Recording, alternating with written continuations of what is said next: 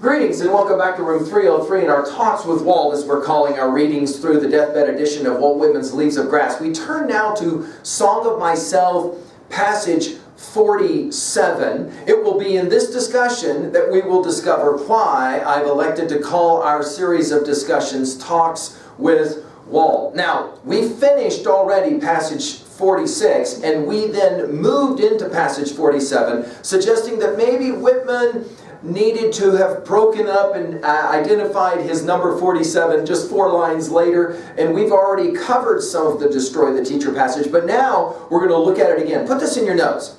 Passage 47 is Whitman's argument for the athletic or the academic student, especially reader, okay? Especially reader. In other words, we're going to hear from Whitman now about, this is ironic, given what we're doing here as we are reading through Leaves of Grass, right? One poem at a time. We're going to hear from Whitman about what it means to be a real reader, an active reader, as we will talk about it in 303. Now again, our key line from passage 4 is both in and out of the game, and watching and wondering at it, I witness and wait. My assumption is that you've been following our stuff at learnstrong.net. The 24 poems of inscriptions, the 19 sections of starting from Paumanok, and then we hope that you have worked with us from the very beginning intro lecture of Song of Myself through passage 46, as we said. Now, Whitman was very interested in education, as we have said. I mean, he started out as a teacher, and I've made the argument that he remained as much all his life. He said this in his prose essay, Democratic Vistas, okay? Books, quote, books are to be called for and supplied on the assumption that the process of reading is not a half-sleep, but in highest sense, an exercise. This will not sound shocking to students of 303. An exercise, a gymnast struggle. That the reader is to do something for himself, must be on the alert, must himself or herself construct indeed the poem, argument, history, metaphysical essay. The text furnishing the hints, the clue, the start, or framework. Not the book needs so much to be the complete thing, but the reader of the book does. That were to make a nation of supple and athletic minds, well-trained, intuitive, used to depend on themselves and not on a few coteries of writers, end quote. Now, this kind of a quote is obviously significant because it's going to speak directly to passage 47. Now, we finished 46 with that discussion of, I want you to go out and I want you to swim and be a bold swimmer. That is to say, be a bold student. That is to say, be a bold reader. I am the teacher of athletes is the way 47 begins. Of course, here, put it in your notes, athletes here just simply means students, right? In other words, an athletic student doesn't mean one that's really good at volleyball, soccer, or football. No, no, no. Athletic here means to be bold, to be daring, right? And what else? He that by me spreads a wider breast than my own, in other words, is a better swimmer than me, proves the width of my own.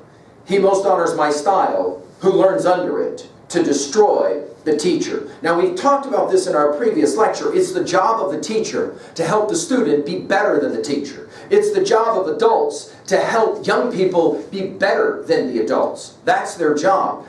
Notice, though, Whitman calls it his style, his pedagogic approach. Now, we said in our previous lecture that for Whitman, teachers are 3 things. They are great distributors of knowledge, no question. They are great developers of the student's mind, no question. But number 3, and most importantly, great teachers help students destroy the teacher. Now, what does that exactly mean? We hope that that doesn't mean that students load up 12 gauges and come after their teachers, please. What we are saying, though, is that teachers will influence students to think and live beyond them. Or, now can we say it for your notes, to read beyond them. You got me? So in other words, if we do anything right in our study, you'll be a better gamer, because you'll understand that when you game, you're playing a very old game. From the Iliad, the Odyssey, the Aeneid, and Beowulf, for example, from any of the games that you play, especially if they have violent tendencies, right? In other words, you will be able to live a fuller life, and in the process of doing so, you live beyond the teacher, that is to say, destroy the teacher. He then will continue. The boy I love, we would say here, the student or the reader, right? The boy I love the same becomes a man, that is to say mature, not through derived power, but in his own right. And there it is. In other words, if your education is doing anything for you, and we hope that our conversations, our talks with Walt are in fact doing this, you become more self-sufficient. You don't need to rely on your teacher, on other adults in your life. Hey, it'll be something when you can finally say to the adults in your life, some of you have already said this, I don't need you anymore. I'm beyond you. I can live on my own. I can survive on my own. We do it respectfully, but we say in the end, I can move beyond you. I can take care of myself. That's what every great student, every great reader ultimately wants to be able to say. Notice he'll say about this student, this will surprise us not at all if we've studied our starting from Pomanak passage 7 and what he had to say about evil. Wicked rather than virtuous out of conformity or fear, sounding very much, of course, like Emerson's Self-Reliance. We've given a full lecture on it at learnstrong.net. In other words, the job of the teacher is not to make students all conform out of fear. Hey, you better do what I tell you or I'm going to jack you something awful. No. This is not Whitman's pedagogy. Whitman's pedagogy is to make wicked students. Now, what does he mean by that? Well, he doesn't mean students that do terrible things. He means students that will challenge the status quo. Students that will look to their reading as some way, a way to better themselves, to transcend even their own teacher. And then he gives us a kind of rendering of what the ideal student will be for him. Fond of his sweetheart, in other words, capable of love or caring. Relishing well his steak, a good number of my students love that line. In other words, likes to go out and have a good meal. Unrequited love or slight cutting him worse than sharp steel cuts. In other words, they have feelings, they have emotions. We might ask, by the way, did Whitman himself ever have to live with unrequited love? I haven't said a lot about Whitman as a person, especially in his relationships with others, especially his romantic relationships. I'm saving some of those conversations for later when we will meet some of the poems that require our discussing it. But it's clear Whitman himself did have to deal with the challenges of unrequited love. First rate. Now here we go. We got 5 things that great students will be able to do. This is, in some ways, Whitman's ideal American student in 1855. First rate to ride, that is to say, can get on a pony and take care of it. To fight, that is to say, a scrapper. To hit the bullseye, that is to say, good with weaponry.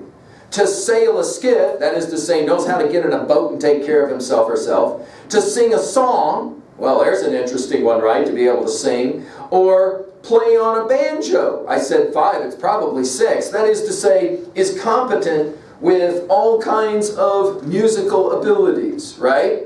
And then he continues, preferring scars and the beard. I told you this thing about hair in Whitman. We go back to passage 5. I mean, it's so much fun to read passage 5. I mind how once I lay such a transparent summer morning, how you settled your head athwart my hips and gently turned over upon me and parted the shirt from my breastbone and plunged your tongue to my bare stripped heart and reached till you felt my beard and reached till you held my feet. Those were, of course, lines that we said quite radical, and now notice the echoes of them coming back here.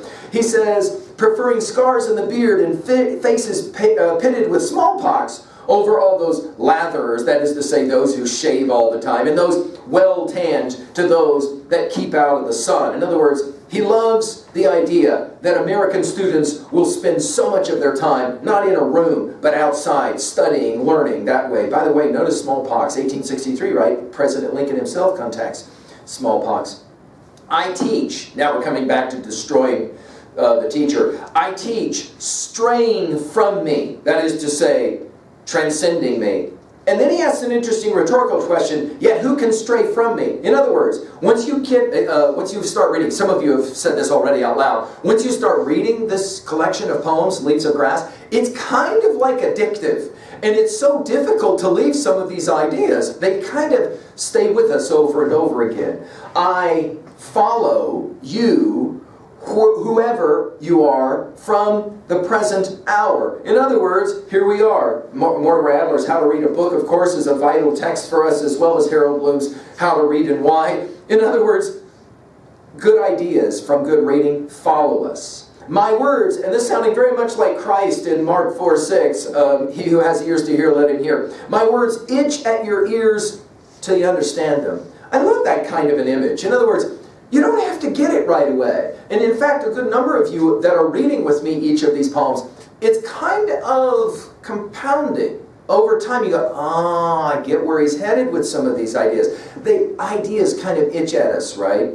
I do not say these things for $1, sounding very much like Socrates and Plato's Apology, or to fill up the time while I wait for a boat. In other words, I'm not just trying to distract you.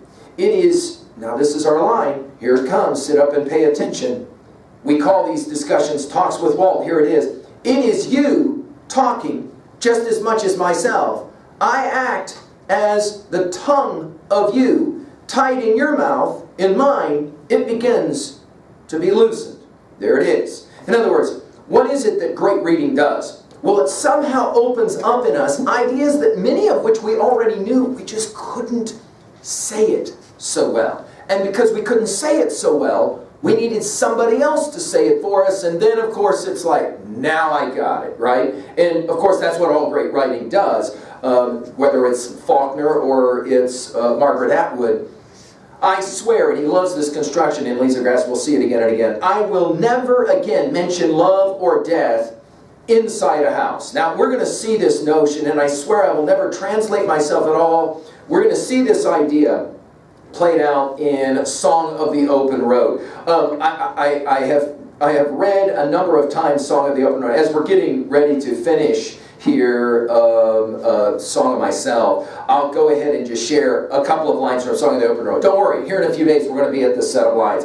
I think heroic deeds were all conceived in the open air, and all free poems also. I think I could stop here myself and do miracles. Now I see the secret of the making of the best persons is to grow in the open air and to eat and sleep with the earth. Here a great personal deed has room. Such a deed seizes upon the hearts of the whole race of men. Its effusion of strength and will overwhelms law and mocks all authority and all argument against it. Here is the test of wisdom. Wisdom is not finally tested in schools. Wisdom can't be passed from one having it to another not having it. Wisdom is of the soul, is not susceptible of proof, is its own proof. And we'll come back to those lines. But notice, hear them echoed here already.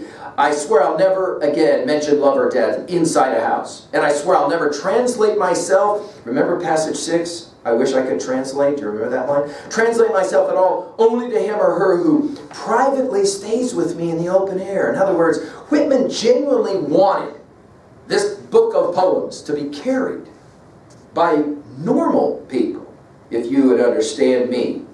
Go to the heights. We saw the knoll in 46. Or water shore. We saw the water shore in 46. The nearest gnat is an explanation, and a drop of motion or of waves key. The maul, the hammer, the oar, the handsaw, second my words. In other words, I hear America singing. It is Americans who do real work that for Whitman is the greatest poem. By the way, he will say in passage 48, to show a bean in its pod confounds the learning of all times. No shuttered room or school can commune with me. Remember from passage 1, creeds and schools and abeyance. But roughs and little children better than they. Passage 24 of the 1855. Walt Whitman, an American, one of the roughs of Cosmos. We use that word now to finish in the last lines of Song of Myself. Then we're going to get about 12 different folks that for Whitman are real people. And yet, they're going to be great readers. The young mechanic closest to me, he knows me well. The woodman that takes his axe and jugs with him shall take me with him all day. In other words, go out to cut down some wood in the forest, take leaves of grass with you. Maybe read a few lines. The farm boy plowing in the field feels good at the sound of my voice. Notice it's the voice, right? In vessels that sail, my words sail. I go with fishermen and seamen and love them. In other words, no matter where you go, you take along a copy of Leaves of Grass with you and you read it. And then this set of lines, not in the 55 edition, added after the Civil War, some of the more compelling lines. The soldier camped or upon the march is mine. On the night ere the pending battle may seek me, and I do not fail them. On that solemn night, it may be their last. Those that know me seek me. If you knew you had to die tomorrow morning, what would you read tonight? That is a very interesting question. Whitman says, I'll tell you what you'd read. You'd read my poems. And here's why. It will help you to find some way to deal with the fact you don't get to swing at the park forever because the van is waiting and has been waiting and will always be waiting. My face rubs to the hunter's face when he lies down alone in his blanket. The driver, thinking of me, by the way, Whitman spent a lot of time with drivers, thinking of me does not mind the jolt of his wagon. The young mother, the old mother comprehend me. The girl and the wife rest the needle a moment and forget where they are. That's what great writing does, right? It takes you out of your normal life and puts you somewhere else for just a few minutes. They and all would resume what I have told them, talks with Walt. Recollect them, in other words. Let's finish quickly at 2a. A great student is an active reader, right? Great reading stays with you through your life, and hopefully Leaves of Grass will be that for you in our study. At 2b, the allusions to Socrates and Christ here are pretty amazing, and of course they were both great questioners. At 3a, remember what Bacon in Of Studies says about great reading? He'll say, remember, reading maketh a full man, conference a ready man, writing an exact man. Go back and take a look at our essay, our lecture on that essay. Keats is Chapman's Homer, upon first looking, then felt I like some watcher of the skies when a new planet swims to his kin, or like Cortez when with eagle eyes he stared at the Pacific and all his men looked at each other with a wild surmise, silent upon a peak and daring. Great reading can make us silent, make us in awe. I've mentioned Adler's How to Read a Book and Harold Bloom's How to Read and Why. Page 88, by the way, of Bloom's book is a treatment of Whitman in the paperback version. Finally, at 3b, just to finish, this is a fair question. We're in the middle of this now. We're coming to the end of our study with Song of Myself. What kind of an athletic reader are you? What kind of athletic student are you? I don't mean do you go out for sport teams.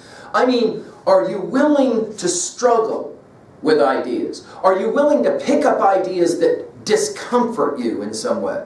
Challenge you to be better. Great reading does this. And what is it that you're in search of in the next 10 years of your life? I really believe this, which is why I said in my earlier lecture, I can't really define whether our pedagogy in 303 works until you're 30. It takes you about 3 decades to figure out what and who you're going to be. But can I make a suggestion? Who and what you're going to be is in large measure who and what you read. See, because I can take the songs that are on your playlist right now and I can print the words of those songs on your playlist. That tells me who you are.